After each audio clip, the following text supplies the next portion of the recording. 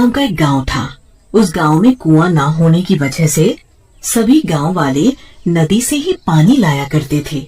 एक दिन गांव की एक औरत निर्मला नदी के किनारे बैठकर कपड़े धो रही थी। तभी उसे नदी से डरावनी आवाज सुनाई दी।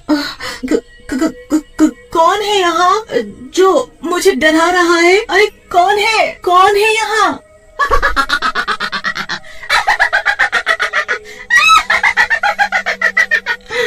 मैं हूँ, मैं। चुड़ैल भागो यहाँ से, भाग जाओ यहाँ से। निर्मला अपने कपड़े छोड़कर गांव में भाग जाती है। अरे ओ गांव वालों, सुनो, उस नदी पर मत जाना, उस नदी में एक चुड़ैल है। अरे क्या बोल रही हो बहन? चुड़ैल नदी में? सुबह ही तो हम सभी औरतें उस नदी से पानी भरकर लाई हैं, तब तो कोई चुड़ैल हमें दिखाई नहीं दी। कहीं तुम नींद में तो नहीं हो? अरे तुम लोगों को मेरी बातों पर यकीन नहीं है ना, तो खुद ही जाकर देख लो। हाँ भाइयों, चलो तो जरा नदी पर, हाँ देखें कैसी चुड़ैल है। सभी गांव वाले नदी पर जाते हैं, पर वहाँ कोई चुड़ैल नहीं दिखती। अरे यहाँ तो कोई चुड़ैल वुड़ैल नहीं है, निर्मला को कोई वहम हुआ होगा। चलो भाइयों, अपना काम करें। हाँ? गांव वालों को नदी पर कोई चुड़ैल नहीं दिखती। फिर सभी लोग वहाँ से चले जाते हैं। अगले दिन सुबह सुबह सभी नदी पर आते हैं। कोई पानी भरने आता है, कोई कपड़े धो रहा होता है, तो कोई उसमें नहा रहा होता है। चुड़ैल नदी के अंदर थी, तो वो ये सब देख रही थी। ये सभी गांव वाले फिर नदी पर आ गए। ये ऐसे नहीं मानेंगे, इनका कुछ न कुछ तो करना पड़ेगा। तभी नदी पर गांव का एक आदमी सुखिया नहाने के लिए आता है। जैसे ही सुखिया नदी में नहाने के लिए अंदर घुसता है, नदी में अंदर बैठी चुड़ैल उसका पैर पकड़ लेती है। अरे अरे अरे अरे मेरा पैर किसने पकड़ा है? कौन है भाई नदी के अंदर? बचाओ बचाओ बचाओ। चुड़ैल सुखिया का पैर पकड़कर नदी के अंदर खींच लेती है और फिर सुखिया को नदी के बाहर फेंक देती है। सुखिया बेहोश हो जाता है। गांव के कुछ लोग सुखिया को वहाँ पड़ा देखते हैं। सुखियो, ये तुम्हें क्या हुआ? अरे ये तो बेहोश है, इसे इसके घर ले चलो। जब ये होश में आएगा तभी कुछ बताएगा ये बेहोश कैसे हुआ है। सभी गांव वाले उसे उठाकर उसके घर ले जाते हैं। जब सुखिया होश में आता है तो उसके साथ क्या हुआ सब बताता है। भाइयों, मैं सच बोल रहा हूँ, नदी में कोई तो था जिसने मुझे नदी में खींच लिया था। अरे ये क्या हो रहा है? पहले निर्मला और अब ये सुखिया, तुम दोनों का दिमाग तो नहीं खराब हो गया? तुम लोग मेरी बात पर यकीन क्यों नहीं करते? मैं सच बोल रहा हूँ।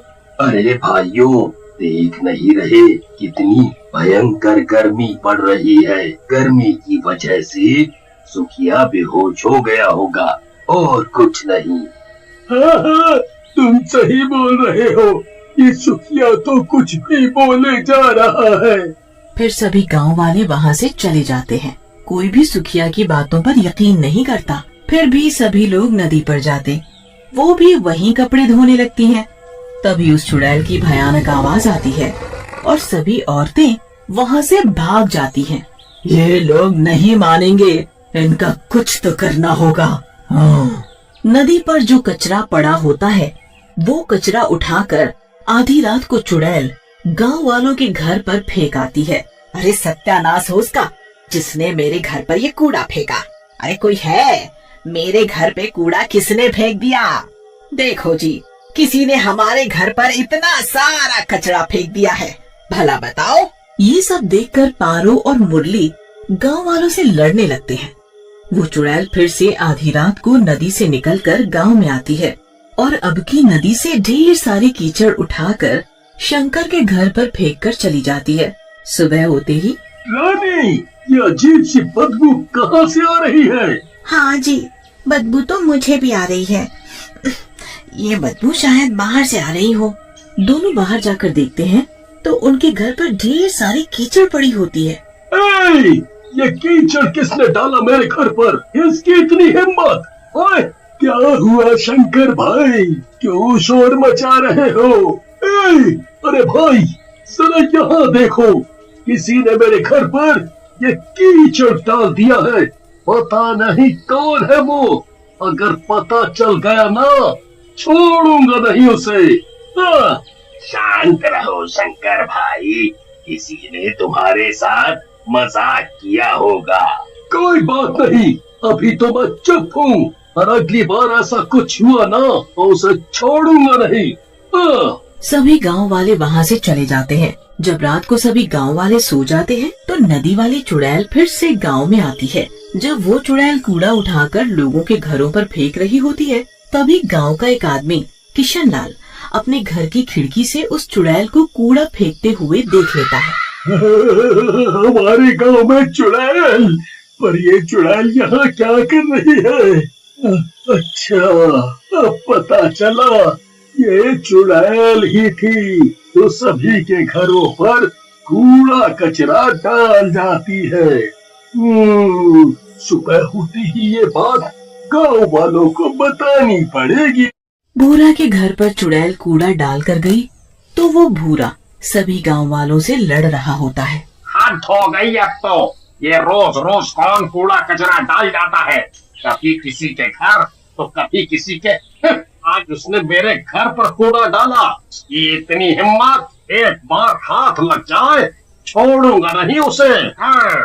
किशन लाल ने रात में चुड़ैल को देखा था, तभी वो वहाँ आ जाता है। रुको रुको रुको, तुम सभी लोग लड़ना बंद करो। तुम सभी के घरों पर कूड़ा अपने गांव में किसी ने भी नहीं डाला। ये क्या बोल रहे हो तुम? मेरे घर पर किसी ने भी कूड़ा नहीं फेंका तो किसने फेंका? जल्दी बताओ, जल्दी। हाँ, बताता हूँ।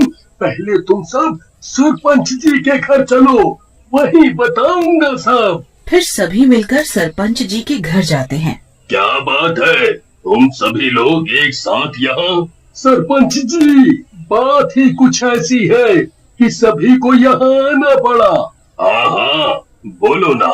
सरपंच जी, हमारे गांव में चुड़ैल है जो उस नदी के अंदर से आई थी। देखा, मैंने सच बोला था ना, उस नदी में चुड़ैल ही थी जिसे मैंने देखा था। इसका मतलब जब मैं नदी में नहाने गया था तो उसी चुड़ैल ने मेरे पैर पकड़े होंगे और मैं बेहोश हो गया था। हाँ, तुम सभी सही हो। उस नदी में एक चुड़ैल रहती है, मैंने खुद उसे देखा है गांव में। गांव में? हमें तो कभी कोई चुड़ैल दिखाई नहीं दी। किशन लाल सभी गांव वालों को बताता है। आधी रात को जब मैं पानी पीने के लिए उठा तो मेरी नजर खिड़की के बाहर गई तो देखा एक चुड़ैल सभी के घरों पर कूड़ा फैला रही थी। और तो और गांव में भी चारों तरफ कूड़ा ही कूड़ा फैला दिया। जब वो कूड़ा फैला कर जाने लगी तो मैंने उसका पीछा किया और वो चुड़ैल नदी के अंदर चली गई। पर मेरी समझ में ये नहीं आ रहा कि वो चुड़ैल ऐसा क्यों कर रही है। अब नदी पर जाना खतरे से खाली नहीं है। सरपंच जी, अगर हम लोग नदी पर नहीं जाएंगे तो पिएंगे क्या?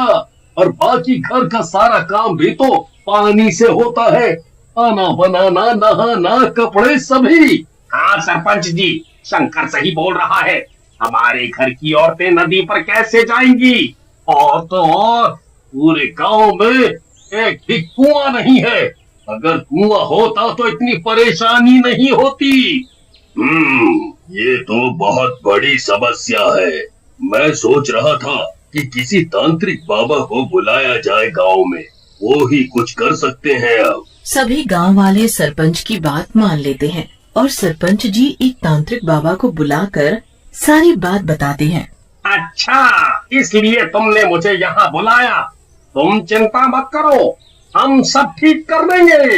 अगर चाहते हो कि वो चुड़ैल नदी छोड़कर भाग जाए, उसके लिए हमें गांव के बीचों बीच बैठकर हवन करना पड़ेगा। हवन की सारी तैयारियां हो जाती हैं।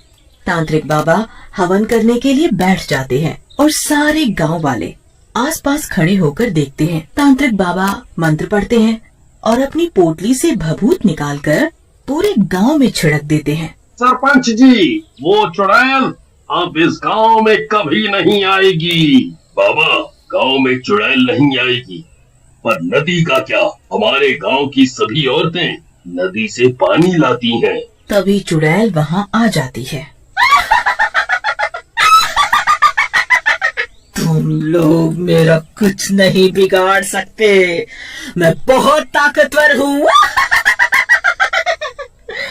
इस तांत्रिक को तो मैं फूंक मारकर हवा में उड़ा सकती हूँ। तुम क्यों गांव वालों को परेशान कर रही हो? वो लोग नदी पर जाते हैं पानी भरने, तो तुम उन्हें डरा कर भगा देती हो या फिर उनके घरों पर कूड़ा कचरा डाल देती हो। क्या कूड़ा कचरा मैं करती हूँ? जरा चलो तुम सब नदी पर मेरे साथ। चुड़ैल सभी गांव वालों को अपने साथ नदी पर ले जाती है। देखो, जरा इस नदी को तुम सब देखो।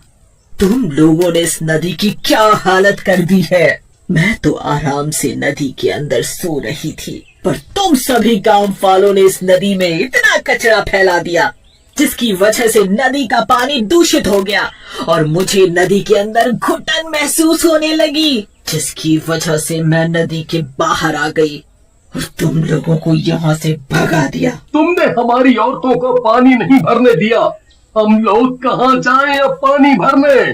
तुम लोग बहुत ही गंदे हो। अपना घर तो साफ रखते हो और सारी गंदगी नदी पर करते हो, तो कोई नहा रहा है उसमें।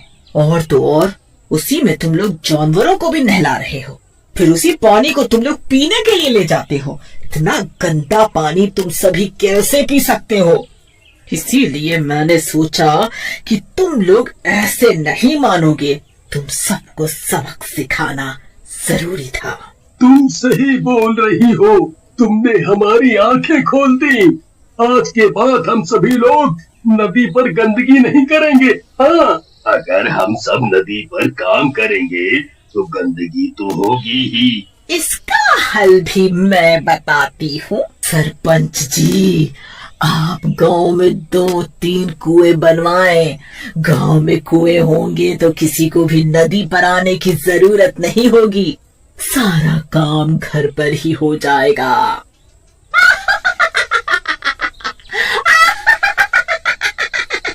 तुमने सही कहा, मैं कुएं जरूर बनवाऊंगा।